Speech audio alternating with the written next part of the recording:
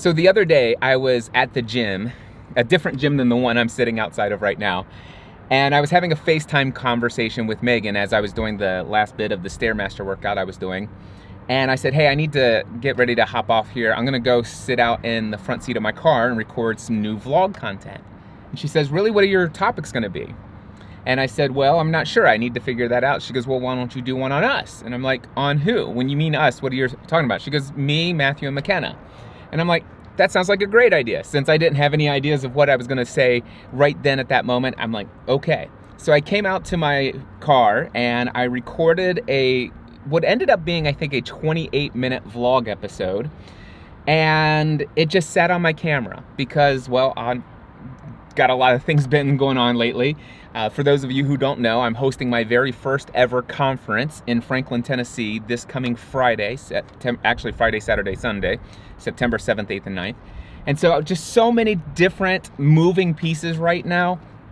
That content had just stayed on my camera's SD card. So Meagan texted me yesterday. She goes, hey, did you ever publish that vlog episode about the three of us? And I'm like, you know, I recorded it. It's sitting on my camera's SD card, but I just haven't had a chance to edit it yet. She goes, oh, cool. Let me know when you publish it. I'd love to watch it. And so today I went into my studio, pulled that content off the SD card, and it was originally 28 minutes long, and I knew that there were parts that I wanted to edit out. I got distracted quite a bit because I was sitting in this little tiny parking lot at Snap Fitness in Hebron, Kentucky, and all of a sudden, two different semi-trucks came through the parking lot, and you have no idea. This parking lot is way too small for any semi-truck, and there were two of them, and for whatever reason, they came into this little parking lot and they were maneuvering around me, and I'm like, okay, this was it. When I went to edit the content, it was so jumpy and it was terrible. So I deleted the content. I texted Meagan and said, hey, I went to edit that vlog I created about the three of you, and I was too distracted. There was too much going on, so I'm gonna re-record it. She said, okay, no problem. So here I am, re-recording a vlog episode about my three kids. And I'm 2.5 minutes in and I haven't even started talking about them yet, except for the fact that where this idea originally came from. So I'm gonna talk for just a few moments about each of my three children, because you know what? There's more to life than just business. There's more to life than just the work you do. There's more to life than the moving pieces. Yeah, I could be spending every single minute of my day right now, and technically there's no shortage of things for me to do to optimize the experience of Free the Dream. But you know what? I came to the gym today, I worked out, freed up my mind, cleared it up, got rid of some stress and dealt with some, anxiety that will pull up, and it's like, and so I came to the gym to clear my mind, and of course it always works. And now I'm sitting here in the front seat. And what do I want to talk about? I want to talk about my three kids. So Meagan, my oldest daughter, she is now away at college, and I can't believe it. It was a very emotional experience for me to drop her off at WKU.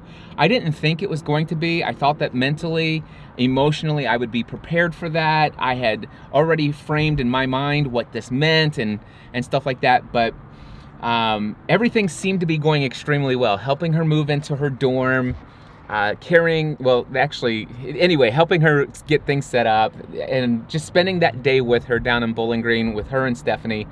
It was an incredible experience, and everything was perfectly fine until the final 3 minutes.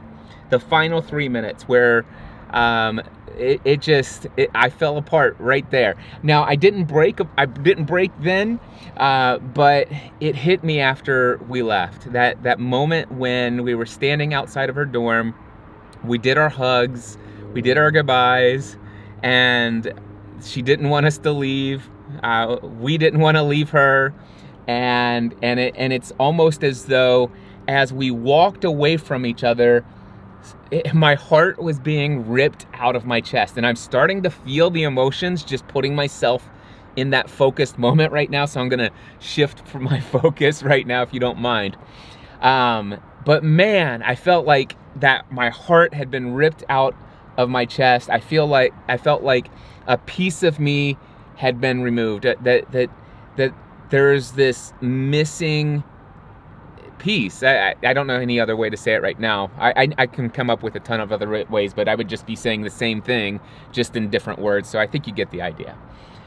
So Stephanie and I had a 3.5-hour trip home after dropping her off at college. We probably talked for the first 20 to 30 minutes, just about our initial thoughts.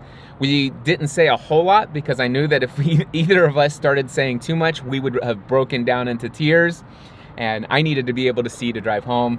After that short conversation, driving towards the expressway, getting on the expressway, at one point, Stephanie went to reading her book on her iPad Pro, and I sat in silence for about 3 hours straight.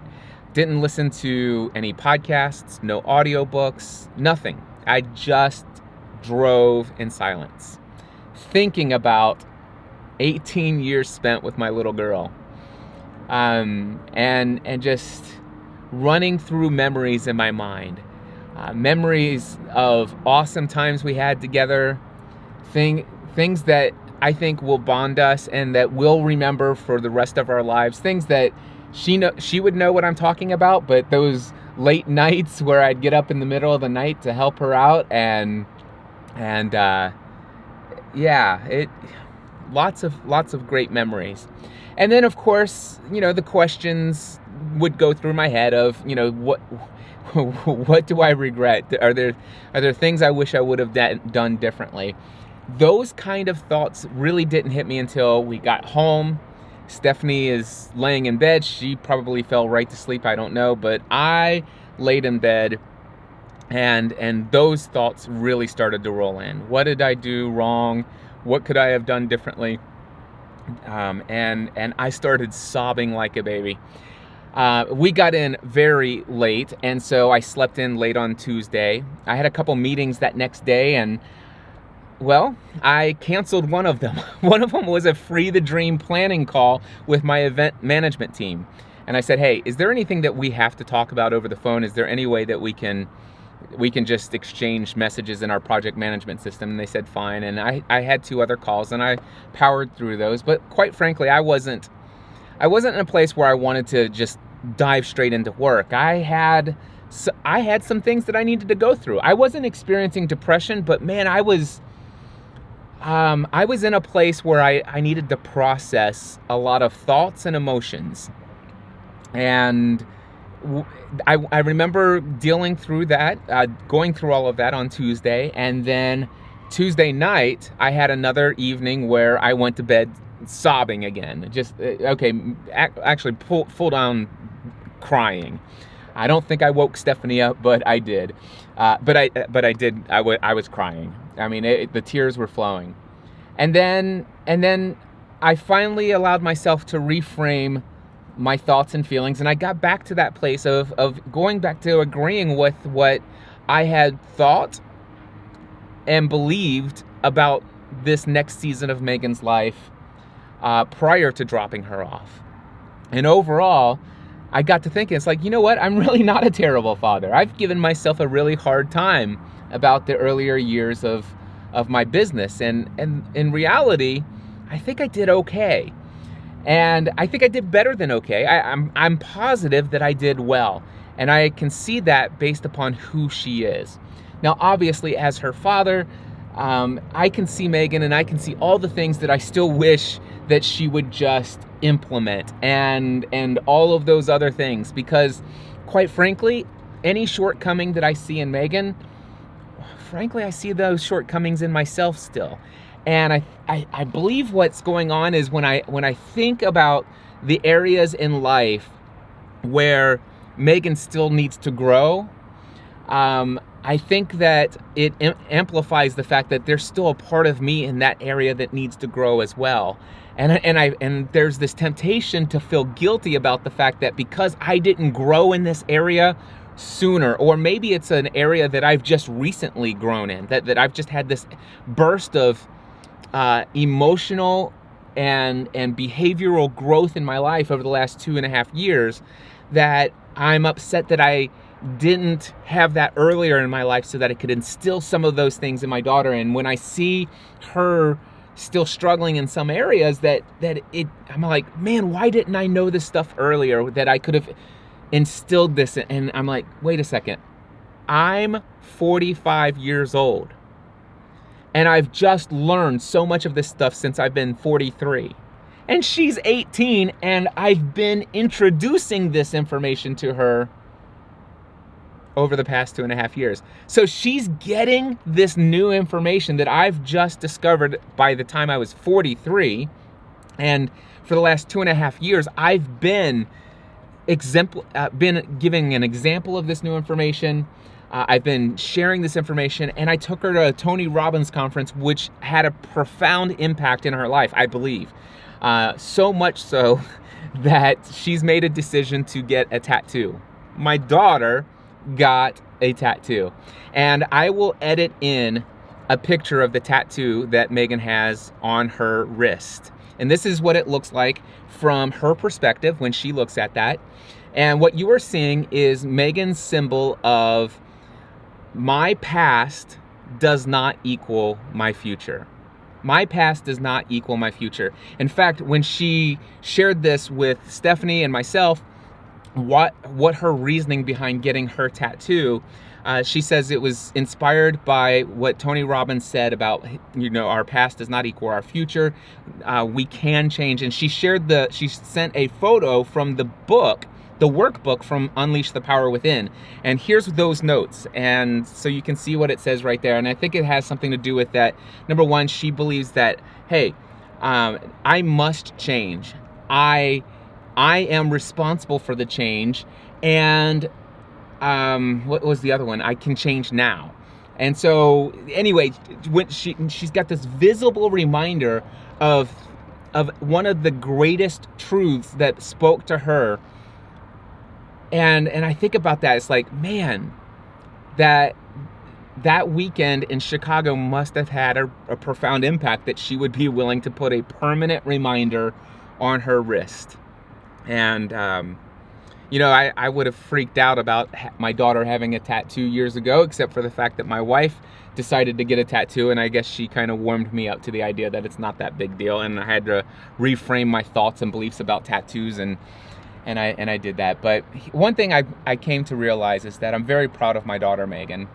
The first week she was there, she already had a meltdown about something that was going on, and Stephanie was ready to do her thing, which is to go and drive straight to Bowling Green and help sort it out. And I'm so thankful that Stephanie decided not to, that Meagan worked through it and grew. I'm absolutely certain that she grew through the experience of being able to work that out without us being there. And what I'm most excited about for Meagan is that I'm most excited about the fact that she is now going to be able to take all that she has experienced over the 18 years that she spent in our home under our roof. All of the experiences that she has seen from, dad working for his dad, working for her grandfather in a family-run business, and how much first of all the great benefits, the travel and all of those other things that came along with that.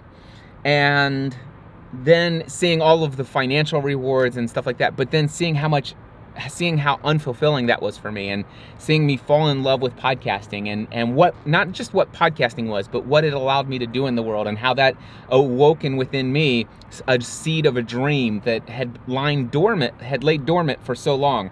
And she had seen that whole progression of pursuing this dream. And I love that she takes that, and she has obviously been influenced by my experiences in life.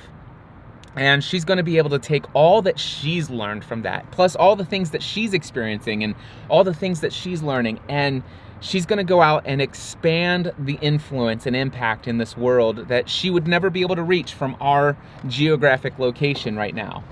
And so I got to tell you, the first few days when Meagan wasn't at home and I'd walk by her empty bedroom, it was a chilling thought. But now I walk past her bedroom and I'm thinking, man, It's empty, but she's out in the world. She's spreading her wings. She's growing. And you know, I'm thankful for the challenges that she's facing right now. And I'm thankful more than anything that the fact that we've raised a young woman who is ready for those challenges. I'm very proud of my daughter, Meagan. And I'm proud of the 10 goals that she has set for herself for her first semester at school. And I pray for her to achieve every one of those goals, and I know that she will crush them. So, yeah, that's Meagan. All right, so I'm 15 and a half minutes into this thing. You know what? I'm going to end there. I'll do another vlog about Matthew and McKenna another time, but right now I feel like this is long enough. And Meagan, I want you to know that I'm extremely proud of you. I love you so much. You will always be Daddy's little girl. But I'm thankful that you are well prepared to take on any struggle, any problem, any conflict that comes your way. You have the will to overcome anything. And I know that you will not be swayed by just any peer group. I know that you are going to be extremely careful to choose those who you intentionally do life with. I can't wait to see what you do in this world. What God will help you discover is inside of you. What your true calling, your true mission, your true purpose in this world is. And just know this, my love for you is unconditional. I love you no matter what you choose. And I trust you to make the right choices because, well, I just believe you will. That's who I believe you are. That's your identity. You're somebody who really does genuinely think about what it is that you're doing. Even if you make choices that in the moment are mistakes, I still do them myself. You're the type of person that's going to learn from those mistakes. And you'll deal with the consequences of all those actions just like I do. But no matter what mistakes you make in life, no matter what you try and you might fail at, just know this, I will always love you. God will always love you. And you'll always be a part of our family. And I don't care where you live on this planet, you'll always be in my heart. I love you, Meagan. And I can't wait to see you in Franklin, Tennessee this weekend. I'm so glad you're coming down to Free the Dream. All right. That's it. That's my vlog for today. Guys, thank you so much for tuning in. Just remember this, there's more to life than the work that you do. Thanks for watching. Bye.